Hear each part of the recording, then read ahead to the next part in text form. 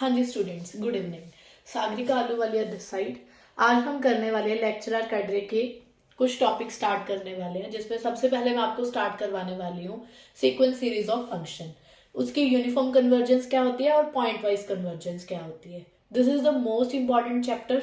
ठीक है, lecturer cadre में यहाँ से डेफिनेटली एक फुल क्वेश्चन आता है, क्योंकि रेस्ट ऑफ द टॉपिक कुछ ऐसे भी हैं जो मिक्सअप करके एक क्वेश्चन बनता है, बट ये टॉपिक ऐसा है कि आपके पेपर में यहाँ से दो क्वेश्चन पक्का आएंगे, एक सीक्वेंस ऑफ फंक्शंस का और एक सीरीज ऑफ फंक्शंस का। ठीक है, तो हम ये चैप्टर स्टार्ट करने चले हैं। चैप्टर स्टार्ट करने से पहले मैं आपको एक चीज बता दूं कि हम इस चैप्टर में प्रोसीड कैसे करेंगे। Just a minute. Series of functions, देखो जो ये चैप्टर है ना, वो हमें first of all lecturer cadre of Punjab के लिए प्रिपेयर करना है, ना कि हमें कोई CSR नेट का एग्जाम देना है जिसमें बहुत हाई लेवल के क्वेश्चंस आएंगे। तो पहले तो हमें नो डाउट बेसिक्स पता लग जाना चाहिए कि सीक्वेंस सीरीज ऑफ फंक्शन है क्या। ठीक है, फिर उसके बाद पहले तो मैं आपको इंट्रोडक्शन दूंगी सारा इसका, इस चैप्टर का,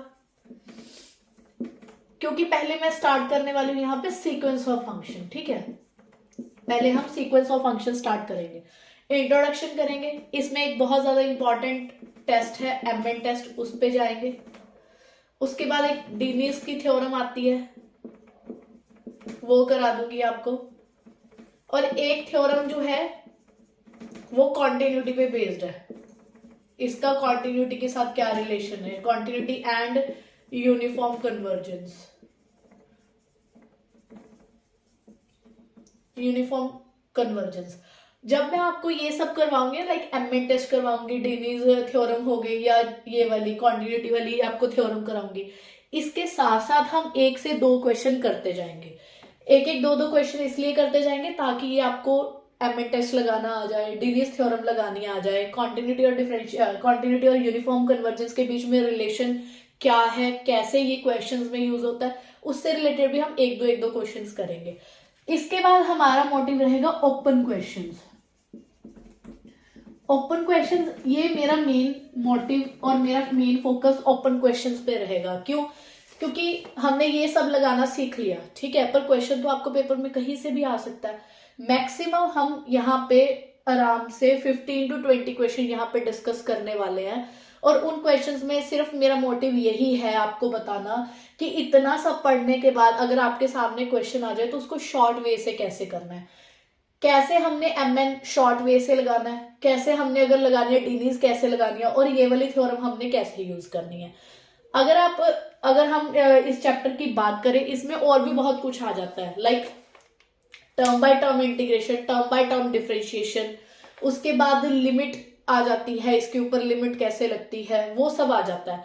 पर एक्चुअल में जितना हम प्रीवियस ईयर पेपर का एनालिसिस करें, चाहे मेरिटोरियस के पेपर हो चुके हैं, चाहे पंजाब लेक्चरर कैडरे का पेपर हो चुका है, आपके सारे ही क्वेश्चन यहाँ से हो जाएंगे। ठीक है, तो मेरा मेन मोटिव यहाँ पे यही रहेगा कि हम कैसे ज्यादा से ज्यादा क्वेश्चंस को टैकल करें, वो भी इजी से इजी वे से। ठीक है, रेदर देन कि हमारा जो फोकस है बहुत ज्यादा थ्योरी पे हो। ठीक है, जस्ट अ मिनट।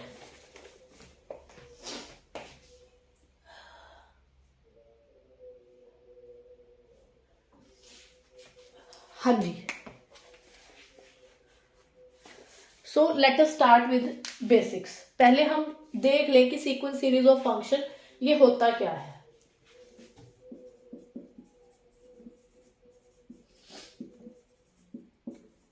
देखो, सबसे पहले ना ये सबने पढ़ रखा है कि सीक्वेंस बनती कैसे है, डेफिनेशन याद होगी।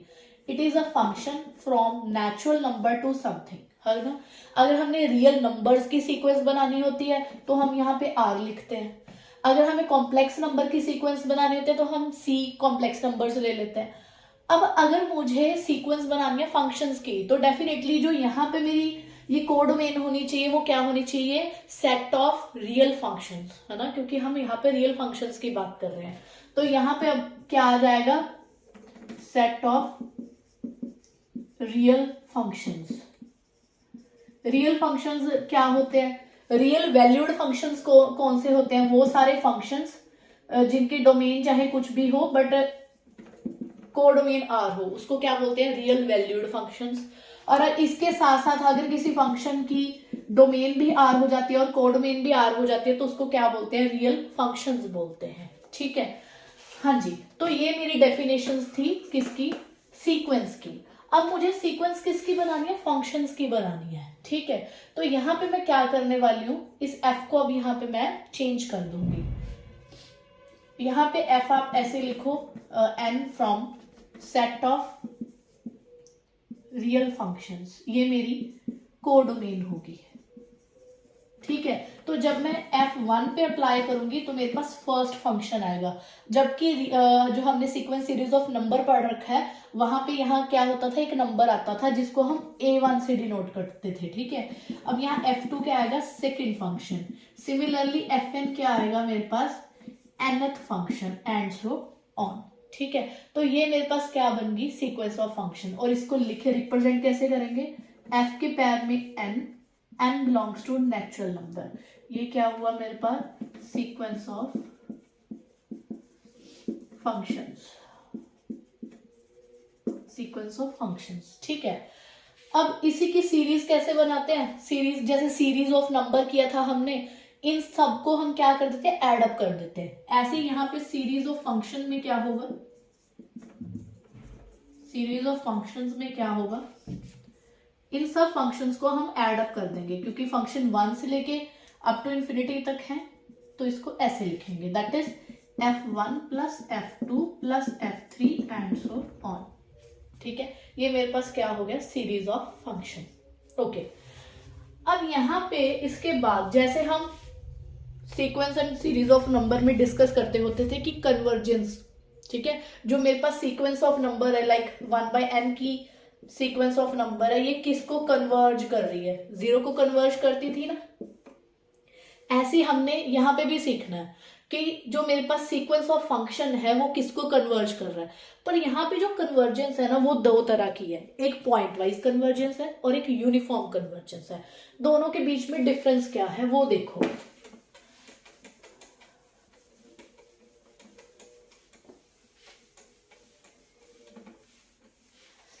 पहले तो मैं आपको इसका बहुत इंटरेस्टिंग सा एक ग्राफ बताती हूँ कि जैसे फॉर एग्जांपल मैं ये वाली सीक्वेंस लेट कर लूँ, Fn n belongs to natural number x raise to power n in 0 to just suppose 1, ये मेरी डोमेन है। अब अच्छा, डोमेन भी मैं अभी आपको क्लियर करूंगी कि ये डोमेन का क्या मतलब है। इसका मतलब ये है कि जैसे यहाँ पे sequence of function low, f1 क्या होगा, पहला फंक्शन मेरा क्या होगा, n की वैल्यू 1 रखी तो ये मेरे पास x, सेकेंड फंक्शन क्या होगा x स्क्वायर, थर्ड फंक्शन क्या होगा x क्यूब। तो यहाँ पे कन्वर्जेंस का मतलब ये हुआ, या यूनिफॉर्म या पॉइंट वाइज कन्वर्जेंस बताऊंगी अभी, कि जो ये मेरी सीक्वेंस ऑफ फंक्शन है वो किस एक फंक्शन को कन्वर्ज कर रहा है, एक फंक्शन को कन्वर्ज कर रहा है। वहां पे एक नंबर को कन्वर्ज करते थे, यहाँ पे एक फंक्शन को कन्वर्ज करेगा। अब मैं आपको इसका एक बार ग्राफ बताती हूँ, जैसे y इक्वल टू एक्स का ग्राफ बनाया बिटवीन 0 to 1। ठीक है, एक्स स्क्वायर अब ये एक पैराबोला बनेगा ऐसे करके फुल, पर हमें इसको 0 to 1 तक ही देखना है। एक्स क्यूब का हम ग्राफ बना लेंगे यहाँ पे, तो ऐसे करके बनेगा फर्स्ट और लास्ट इस क्वाड्रेंट में, इससे भी थोड़ा नीचे होके। तो आप देख रहे होंगे कि पहले y इक्वल टू एक्स ये रहा, एक्स स्क्वायर ये रहा, एक्स क्यूब ये रहा। इसकी कन्वर्जेंस में पता क्या आएगा, ये यहाँ पे फंक्शन आ जाएगा इक्वल टू 0, दैट इज ये इस लाइन को कन्वर्ज करने लग जाएंगे सारे function, f x equal to 0। सारे फंक्शन जो x, x square, x cube है वो इस function y equal to x, y equal to f x equal to 0 को कन्वर्ज करने लग जाएंगे। ठीक है, ये बेसिकली मीनिंग है कि यहाँ पे फंक्शन कैसे कन्वर्ज कर रहे हैं, मतलब कि कैसे ग्राफ एक ग्राफ को कन्वर्ज करते हैं। ठीक है जी, अब इसी से रिलेटेड आगे हम थ्योरम्स पढ़ने वाले हैं। इससे पहले मैं आपको थोड़ा डोमेन का क्लियर कर दूं। अब आपने इसी में देखा होगा जो भी मैंने ग्राफ ड्रॉ किया था, कि ग्राफ को मैं चाहूं तो थोड़ा पूरे वाइडर व्यू में भी देख सकती थी, पर मैंने आपको क्या कहा कि 0 से 1 ही देखेंगे। तो कहने का मतलब जो ये सारे मेरे पास फंक्शंस बने ना, Fn, n belongs to natural number, जो ये सारी सीक्वेंस ऑफ फंक्शन है, इस इसको, इन सब फंक्शंस को मैं एक कॉमन डोमेन पे डिस्कस करूंगी, जबकि फंक्शंस की अपनी अपनी डोमेन हो सकती है। एक्स की डोमेन क्या है, फुल आर, जैसे कि अभी कराया था ये वाला मैंने, ये वाला x raise to power n, एक फंक्शन एक्स था, फिर x square, x cube and so on, ये सारे फंक्शन थे। इसकी डोमेन भी फुल आर है, इसकी भी आर है, इसकी भी आर है। ये तो मेरे पास करंट क्वेश्चन ऐसा है जिसमें सबकी डोमेन आर है, पर मैं मान लो इन सबको ना पूरे आर पे नहीं डिस्कस करना चाहती, सिर्फ और सिर्फ कहाँ पे डिस्कस करना चाहती हूँ, want to discuss on 0 1 only, इस इंटरवल पे डिस्कस करना चाहती हूँ। तो इसको क्या कहा जाता है, common domain, common domain of all functions. ठीक है जी, हाँ जी। अब इसके बाद आ गया कि क्या होती है point wise convergence of functions और क्या होती है uniform convergence of A functions. इस चीज को डिस्कस करते हैं। आपको कम से कम 2-3 वीडियोस तक वेट करना पड़ेगा, जब तक हम ओपन क्वेश्चंस तक नहीं आ जाते तब तक आपका इंटरेस्ट नो डाउट कि थोड़ा धीरे धीरे बिल्ड होगा। ये टॉपिक ही थोड़ा ऐसा है पोस्ट ग्रेजुएशन लेवल का, so you have to have some patience, okay, ताकि जब तक हम सारे क्वेश्चंस करने स्टार्ट ना कर दें। जैसे आप क्वेश्चन स्टार्ट मेरे साथ करोगे आप देखोगे कि आपको कॉन्फिडेंस आना शुरू हो गया और आपके सारे प्रीवियस ईयर क्वेश्चन भी आपको इजीली आप कर पा रहे हो। ठीक है जी, तो लेट्स स्टार्ट। अब देखो यहाँ पे पॉइंट वाइज कन्वर्जेंस क्या है। जब भी आपको पेपर में पूछे कि पॉइंट वाइज कन्वर्जेंस का बताओ, अब यहां पे देखो क्या है, हमारे पास एक कॉमन डोमेन है, मान लो ई, कॉमन डोमेन क्या है, E, capital E is my common domain. ठीक है, और आपके पास सीक्वेंस ऑफ फंक्शन क्या है,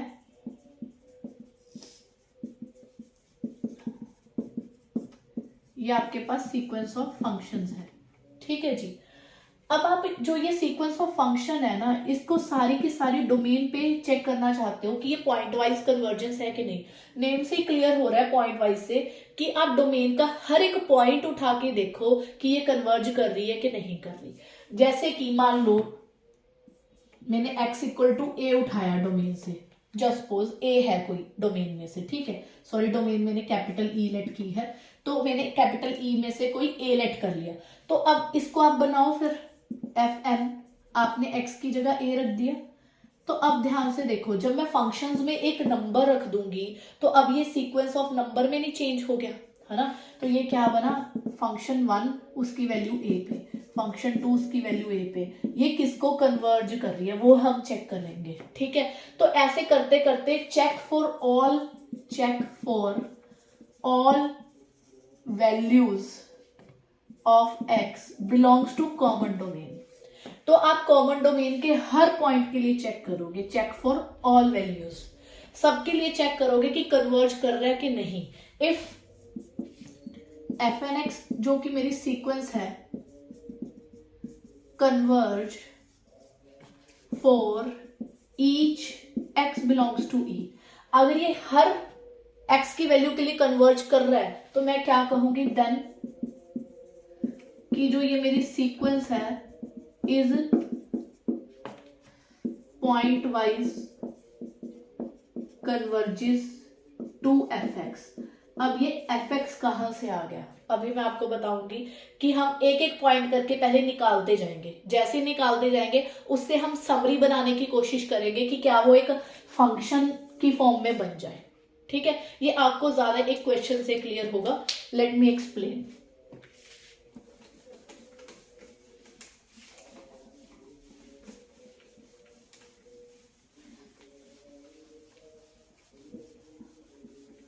हाँ जी, मान लो यही हमारे पास क्वेश्चन है, सीक्वेंस ऑफ फंक्शन जो मेरा है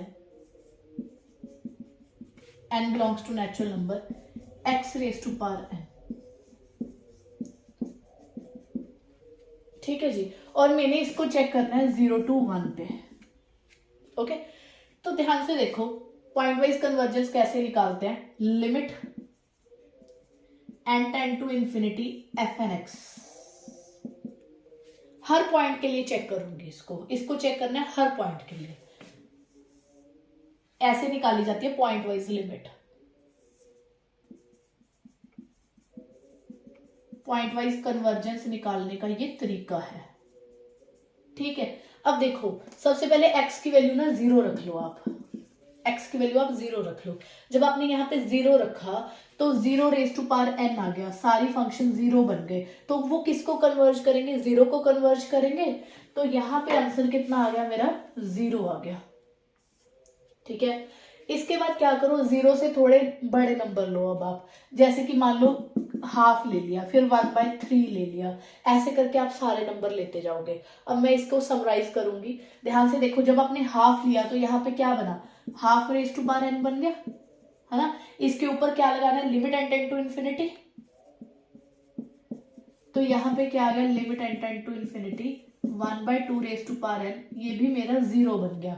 क्यों, जब इन्फिनिटी के पास जाएंगे 2 raise to power infinity infinity 1/infinity goes to 0।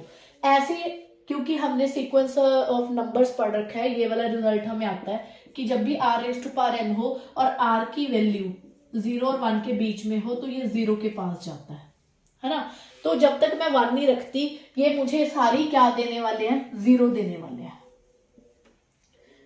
I mean to से कि जब x की वैल्यू 0 और 1 के बीच में होगी तब भी इसकी सारी वैल्यूज क्या आएंगी, 0 आने वाली है।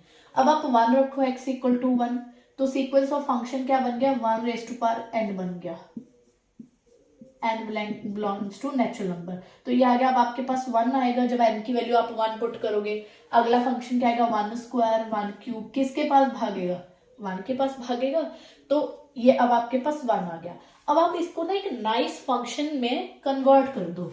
ठीक है, नाइस फंक्शन कैसे बना कि जब x की वैल्यू 0 से लेके 1 तक ओपन इंटरवल में होगी, 1 नहीं होगी मीन्स, तब तक ये 0 रहेगा, और जब ये 1 आ जाएगा तो यहाँ पे वैल्यू 1 आ जाएगी। ध्यान से देखो, limit n tend to infinity fn(x) निकालने पे मेरे पास ये आ गया, और इसको एक मैंने नया फंक्शन fx का नाम दे दिया, और ये मेरा fx क्या हुआ, point wise convergence of sequence of function.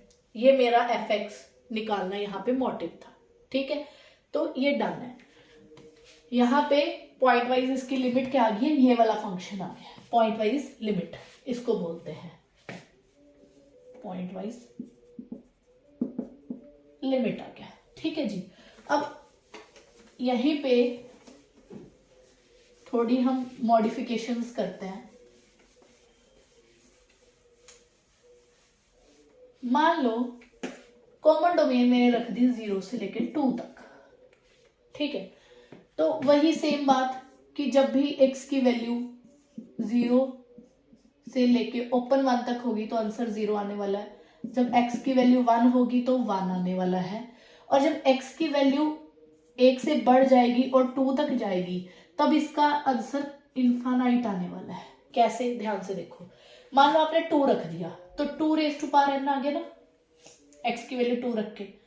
तो देखो जब आपने n की वैल्यू 1 रखी तो 2, स्क्वायर किया तो स्क्वायर, क्यूब, किसको भाग के जा रहा है, इंक्रीज हो रही है, और कहा ये हमारे पास आपको क्लियरली पता है 2 raise to power n, it is a divergent sequence and it will goes to infinity. ठीक है, तो यहाँ पे ध्यान से देखो, क्या जो ये सीक्वेंस ऑफ फंक्शन है क्या एक नंबर को कन्वर्ज कर रही है, नहीं कर रही, इन्फिनिटी के पास जा रही है, मतलब कि डाइवर्जेंट है, डाइवर्जेंट है। तो अगर आपको पेपर में पूछा गया कि बताओ जो ये वाली मेरे पास सीक्वेंस ऑफ फंक्शन है क्या वो इस डोमेन पे पॉइंट वाइज कन्वर्ज कर रही है, तो आप क्या कहोगे, it don't converge point wise on this domain. क्यों, क्योंकि 2 पे और या 1 से बड़े सारे नंबर्स पे प्रॉब्लम आ जाएगी, तो हम क्या कहेंगे कि ये पॉइंट वाइज कन्वर्ज नहीं कर रही डोमेन के ऊपर। ठीक है, तो ऐसे आपको पेपर में क्वेश्चन आएंगे पॉइंट वाइज लिमिट के ऊपर। ठीक है,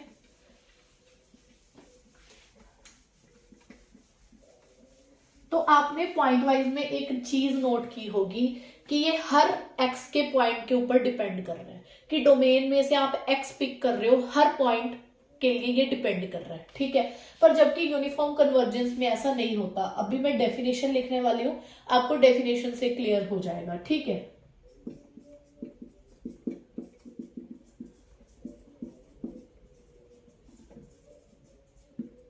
point wise convergence, point wise convergence में क्या होता है, a sequence of function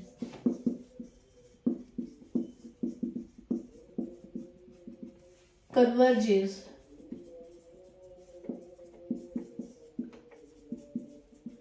point wise. कब पॉइंट वाइज कन्वर्ज करेगी, if for every x belongs to common domain E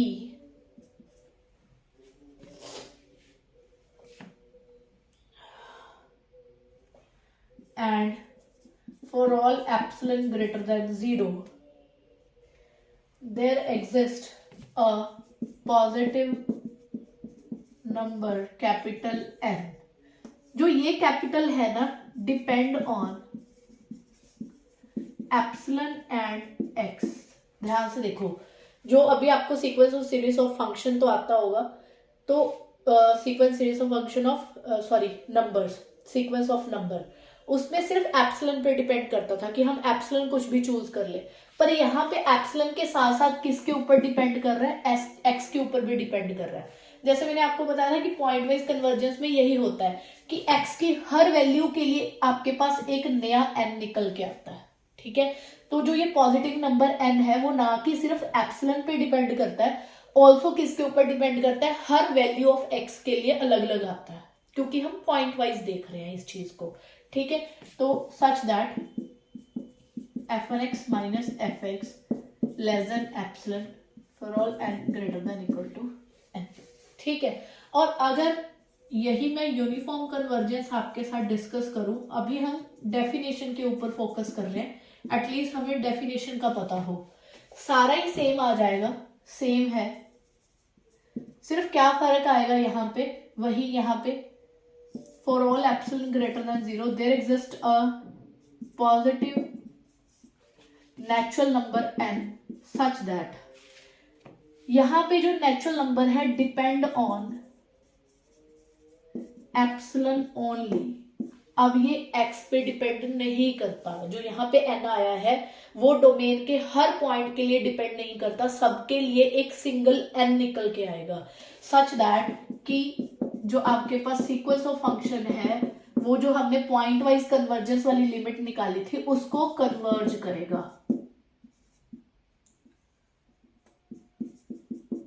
उसको कन्वर्ज करेगा। ये तो होगी हमारे पास डेफिनेशन, ठीक है। अब डेफिनेशन के बाद हमने क्वेश्चन कैसे टैकल करने हैं उस पे आते हैं। बस आपको ये चीज समझ में आ जानी चाहिए कि यहाँ पे एप्सिलॉन और एक्स दोनों पे डिपेंड करता है, क्योंकि हर एक्स की वैल्यू के लिए हम कन्वर्जेंस चेक कर रहे हैं, यहाँ पे ये एक्स से एक्स के ऊपर डिपेंड नहीं करता। नेक्स्ट आ गया मेरे पास एमएन टेस्ट,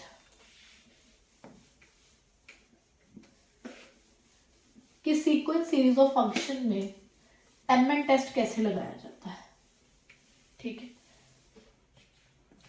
और यहीं से एक शॉर्ट ट्रिक भी जनरेट होती है, वो कैसे यूज करेंगे। सबसे पहले हमें एमएन टेस्ट होना चाहिए।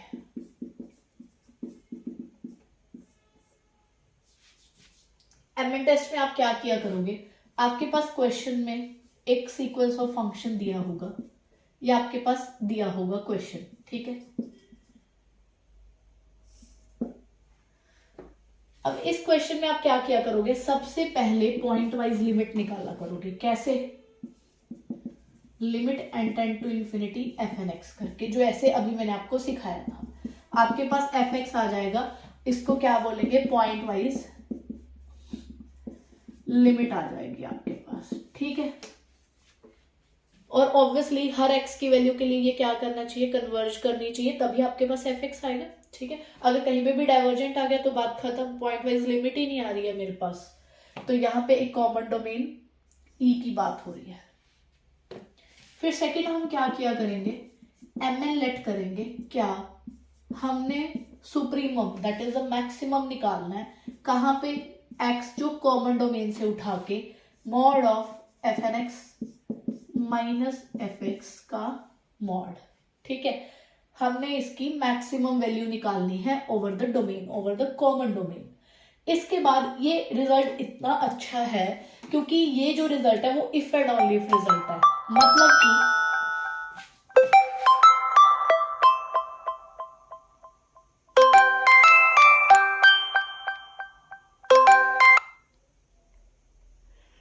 मतलब कि हमने ये चेक करना है कि जो हमने ये mn निकालेंगे क्या ये 0 के पास जा रहा है as n tend to infinity.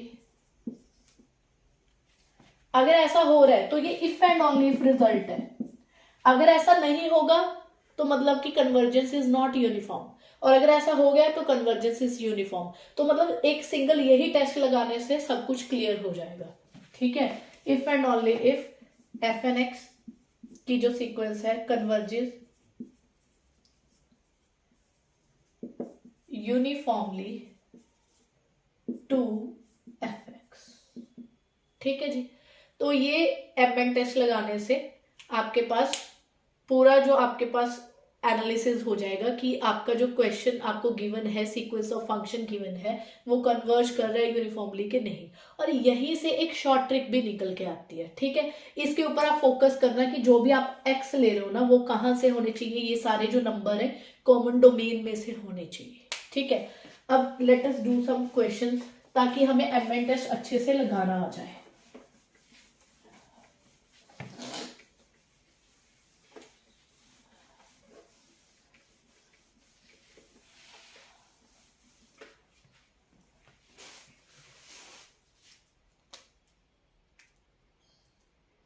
जैसे कि ये कर रहे हैं हम, ये लिया मैंने sequence of function n x over 1 plus n square x, n square x square over x belongs to R. This is very important कि यहाँ पे कॉमन डोमेन क्या दे रखी है, मुझे पूरे के पूरे रियल नंबर्स दे रखे हैं। ठीक है, अब इसको करते हैं। देखो जी, सबसे पहला काम क्या बताया था मैंने आपको, पॉइंट वाइज लिमिट निकालो, दैट इज एफ एक्स निकालो। ठीक है, एफ एक्स कैसे निकलता है, limit n tend to infinity f n x. Okay, तो सबसे पहले देखो x belongs to real number है हमारे पास। जब भी मैं यहाँ पे कोई रियल नंबर रखूंगी पहले 0 रख के देखो, 0 रखा, x की वैल्यू 0 रखी तो ये सारा 0 बन गया।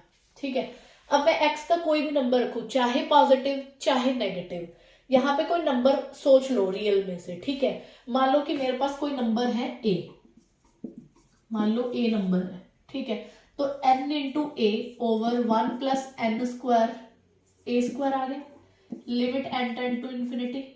अब देखो ऊपर n है नीचे n स्क्वायर है, तो जल्दी इंफिनिटी के पास कौन भागेगा, नीचे वाला भागेगा इंफिनिटी के पास जल्दी से, और 1 बाय इंफिनिटी ये टोटल किसके पास जाएगा, 0 के पास जाएगा। ठीक है, तो आप कोई भी नंबर रखना, a से कोई फर्क नहीं पड़ेगा, चाहे पॉजिटिव चाहे नेगेटिव, तो ये मेरे किसके पास जाएगा, 0 के पास जाने वाला है।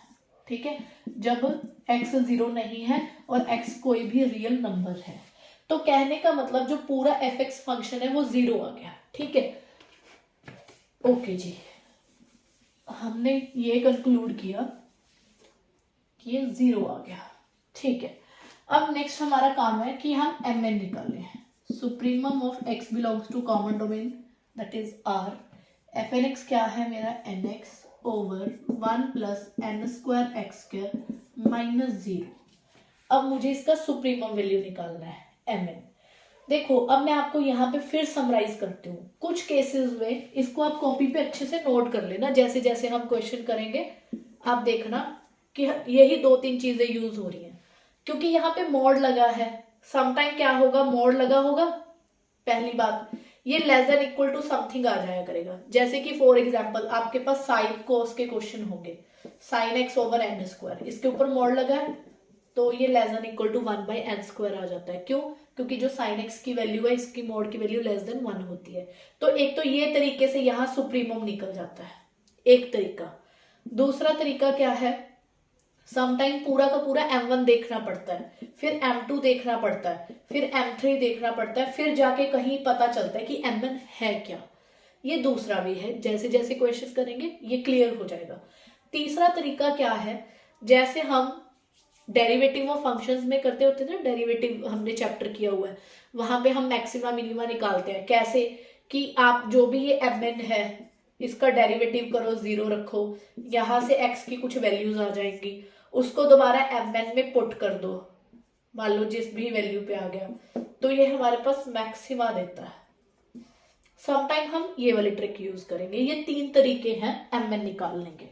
अब जैसे यहाँ पे मुझे इसका सुप्रीमम निकालना है, दैट इज मैक्सिमा निकालना है ओवर द कॉमन डोमेन, तो मैं यहाँ पे पता है कौन सी ट्रिक यूज कर रही हूँ, डेरिवेटिव वाली यूज कर रही हूँ। क्या, आप इसको ना साइड में रख लो, यहाँ इसको y इक्वल टू रख लो nx 1 plus n square x square. अब मुझे इसका मैक्सिमा निकालना ओवर दिस डोमेन, ठीक है। तो आप क्या करो, पहले इसका डेरिवेटिव, फिर इसको इक्वल टू क्या रखना, 0।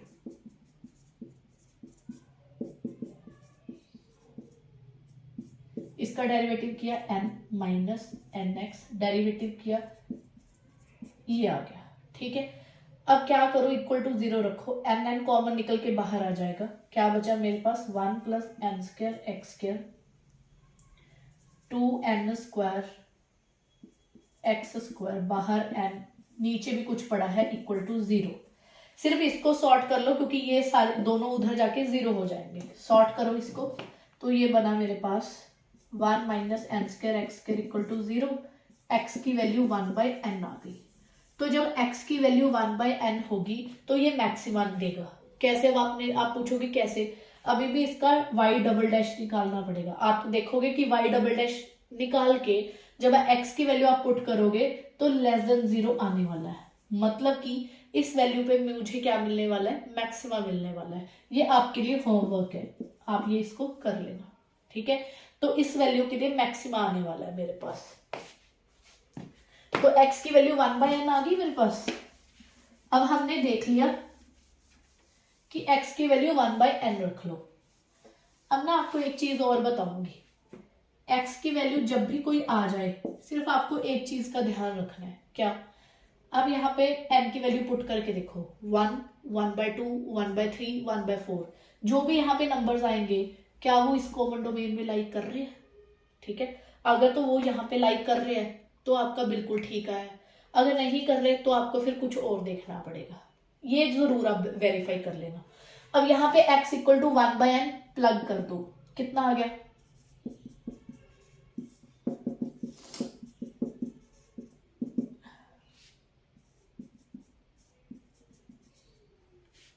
तो आपके पास हाफ आ गया ना, mn की वैल्यू कितनी आ गई, हाफ आ गई। क्या ये 0 के पास जाएगी कभी, नेवर, इसलिए convergence is not uniform, convergence is not uniform. पर ये पॉइंट वाइज जरूर कन्वर्ज कर रहा था, किसको कर रहा था, 0 को कन्वर्ज कर रहा था। तो ये हमारा क्वेश्चन डन है, ठीक है। ऐसे ही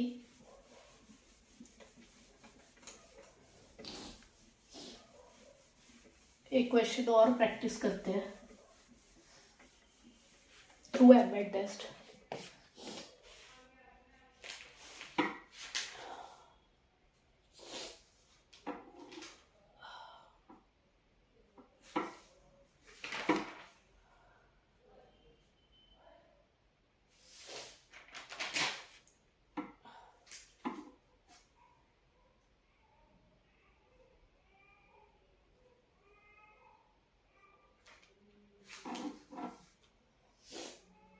just a minute.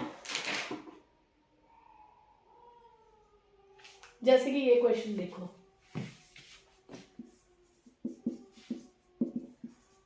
nx over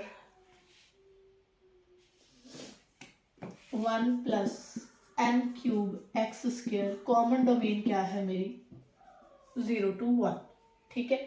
अभी हमारा mn टेस्ट चल रहा है, तो इस क्वेश्चन को हमने देखना है कि जो ये मेरी सीक्वेंस ऑफ फंक्शन है क्या ये 0-1 कॉमन डोमेन के ऊपर यूनिफॉर्मली कन्वर्ज कर रही है या नहीं कर रही, ठीक है।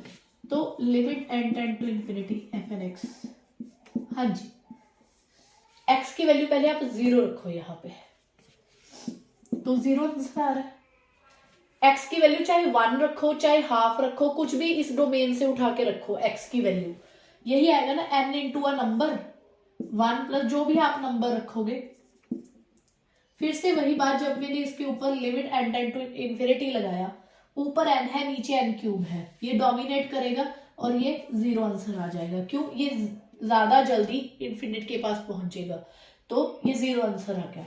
तो हर नंबर के लिए ही मेरा 0 आंसर आ रहा है। तो पॉइंट वाइज लिमिट मेरे पास क्या आई? पॉइंट वाइज लिमिट 0 आ गई। फिर दोबारा वही mn निकालो, कॉमन डोमेन इस बार क्या है? 0 1। fnx क्या आया? nx over 1 plus n cube x square minus 0।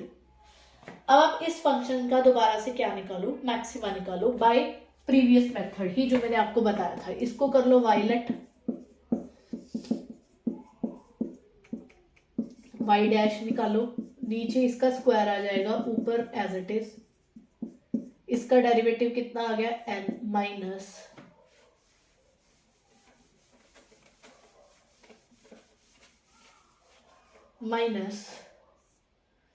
nx, इसका डेरिवेटिव कितना आया?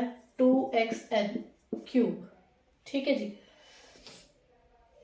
इसको सॉल्व करो, ऊपर n common, 1 plus n cube x square minus 2 n cube x square और नीचे होल स्क्वायर इक्वल टू 0। इसको सॉर्ट किया तो हमारे पास आ गया 1 minus n cube x square equal to 0। यहां से x की वैल्यू कितनी आएगी? 1 by n raise to power 3/2। अब हम क्या निकालेंगे? y डबल डैश निकालेंगे। देखना ये लेस देन 0 आएगा x की इस वैल्यू के लिए, तो ये हमारे पास मैक्सिमा देगी। फिर वही मैं आपको एक चीज बता दूं कि जो भी आप यहाँ पे x की वैल्यू निकाल रहे हो, मेक श्योर उसमें हर n की वैल्यू रख के देखो क्या वो कॉमन डोमेन में से आ रहे हैं। हाँ, वो सारे ही आ रहे हैं। 1 रख के देख लो, इसके अंदर है। 2 रख के देख लो, वो भी इसी के अंदर है। और वो किसको अप्रोच करेगी? 0 को, वो भी इसी के अंदर है। ये जरूर वेरीफाई करना है हर क्वेश्चन में। ठीक है, अब आप x की वैल्यू यहाँ पे n की पावर 3/2 रखो, 1 by n raise to power 3/2। तो ये आ गया 1 प्लस एन क्यूब, ये भी n क्यूब बन गया। कट पिट के सारा ये आ गया 1/2 mn की वैल्यू। ठीक है जी, mn मेरे पास ये आ गया। अब देखो ध्यान से, mn 0 के पास जा रहा है as n tend to infinity. n को इन्फिनिटी तक लेके जाओ, ये किसके पास जा रहा है? 0 के पास। तो बाय mn टेस्ट क्या होगी? ये यूनिफॉर्मली कन्वर्ज कर रही है, कन्वर्जेस यूनिफॉर्मली टू 0 फंक्शन। ठीक है जी, तो आज हमने पूरा mn टेस्ट लगाना सीख लिया। ओके, कल हम करेंगे डिनीज थ्योरम, किस किस क्वेश्चन पे डिनीज थ्योरम लग सकती है, फिर किस किस क्वेश्चन पे हम एक जो कॉन्टिन्यूटी और यूनिफॉर्म कन्वर्जेंस के बीच में रिलेशन है उसको कैसे क्वेश्चन में यूज कर सकते हैं। उसके बाद हम उठाएंगे 15 ऐसे क्वेश्चंस, ओपन क्वेश्चंस, जिनको सिर्फ मैं ऐसे डिस्कस करूंगी कि हमने ये देखो mn टेस्ट लगाना कितना बड़ा टास्क है, कि विदाउट ये सब किए कैसे हम क्वेश्चन टैकल कर सकते हैं इन तीनों से, वो भी काफी इजीली। ठीक है जी, तो बाकी हम कल करेंगे, नेक्स्ट वीडियो में करेंगे हम डिनीज थ्योरम।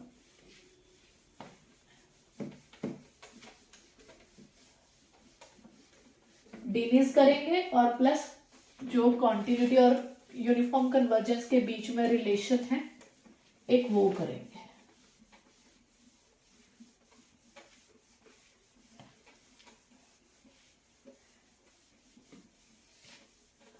ओके जी, ठीक है, बाकी हम कल करेंगे। Thank you.